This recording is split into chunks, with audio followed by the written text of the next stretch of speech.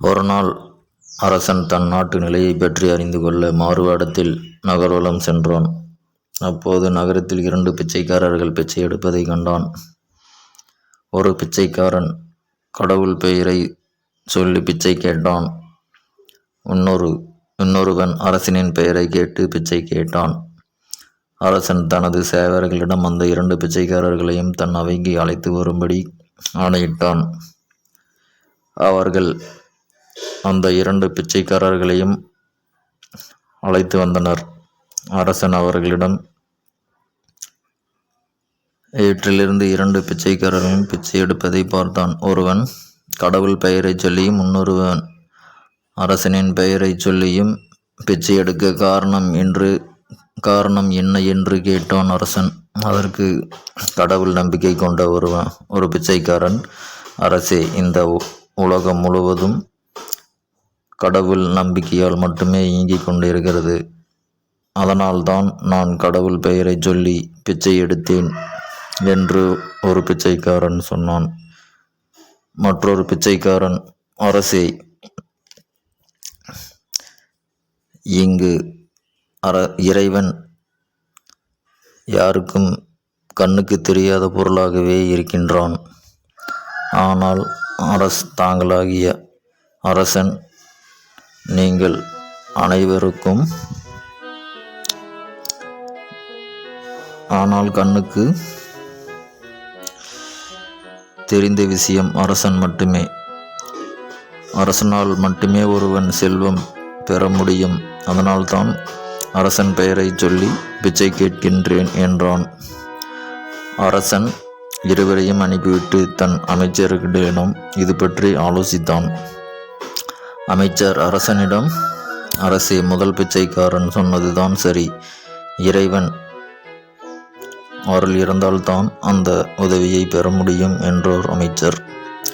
அரசனும் இறைவன் அருளா அல்லது அரசனின் அருளா என்று சோதித்து பார்க்க தீர்மானித்தான். சில நாட்களில் அந்த நாட்டிலுள்ள கோயில் திருவிழா நடைபெற்றது. அன்று அரசனும் குடிமக்களும் சில பரிசுகள் அளிக்கப் போவதாக அறிவித்தான். பரிசினை பெற குடிமக்கள் அனைவரும் வந்தனர். அவர்களும் அந்த 2 பிச்சைக்காரர்களும் வந்தனர். அரசன் ஒவ்வொருவருக்கும் புதிய துணி ஒன்றையும் கூடவே பரங்கிக்காய் ஒன்றையும் பரிசளித்தான். அரசின் பெயரில் பிச்சை எடுத்தவனுக்கு மட்டும்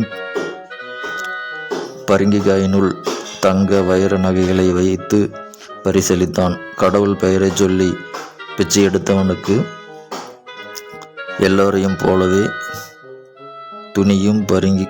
துணியும் பரங்கிக்காய் மட்டும் பரிசளித்தான். சில நாட்கள் கழிந்தன. நாட்கள் கடந்தது. மீண்டும் அந்த பிச்சைக்காரன் அரசன் பெயரை சொல்லி பிச்சை எடுத்து கொண்டு இருந்தான். இதை பார்த்து அதிர்ந்து போனான் அரசன். தான் பரங்கிக்காயின் உள்ளே தங்க வைர நகைகள் வைத்து பரிசளித்திருந்தும் இவன் பிச்சை எடுக்க காரணம் என்ன என்று அந்த அரசனுக்கு தோன்றியது. உடனே அரசன் அந்த பிச்சைக்காரனிடம், நான் அன்று உனக்கு பரிசுகள் அளித்தேனே, அதற்கு பிறகும் நீ பிச்சை எடுக்க வேண்டிய அவசியம் என்ன என்று கேட்டான். அந்த பிச்சைக்காரனும், அரசே, நீங்கள் அன்று ஒரு பரங்கிக்காய் பரிசளித்தீர்கள். நான் அதை 5 வெள்ளிக்காசுகளுக்கு ஒருவனுக்கு விற்றுவிட்டேன். அந்த 5 வெள்ளிக்காசுகளை வைத்து எத்தனை நாட்கள் நான் உண்ண முடியும்? அதனால்தான் மீண்டும் பிச்சை எடுக்க வந்துவிட்டேன் என்றான். அதை கேட்ட அரசன் கோபமுற்று, அடே முட்டாளே, நான் உனக்கு பரிசளித்த பரங்கிக்காயினுள் தங்க வைர நகைகள் வைத்திருந்தேனே, நீ அதை வெட்டி பார்த்திருந்தால் அறிந்திருப்பாயே என்று அவனை திட்டிவிட்டு நகர்ந்தான். சற்று தூரத்தில் ஒரு செல்வந்தனை கண்டான்.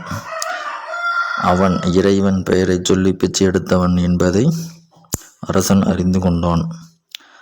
அரசன் அவனிடம் சென்று, ஐயா, நீங்கள் முன்பு பிச்சை எடுத்து கொண்டிருந்தீர்கள். இப்படி திடீரென்று எப்படி செல்வந்தனாகி விட்டீர்கள் என்று கேட்டான்.